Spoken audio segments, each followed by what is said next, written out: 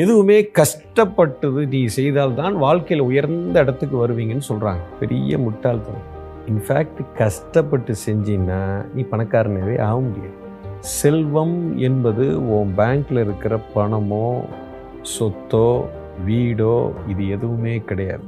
உனக்குள்ள ஒரு சக்தி ஒன்று ஓடுது, ஒரு கரண்ட் ஒன்று ஓடுது.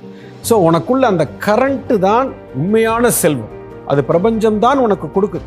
ஒருத்தன் கிரிக்கெட் வீரர் இருக்காருன்னா அவருக்கு கிரிக்கெட்டு தான் கரண்ட்டு. அதை செய்ய செய்ய அவருக்கு கரண்ட் ஓடிக்கிட்டே இருக்கும்.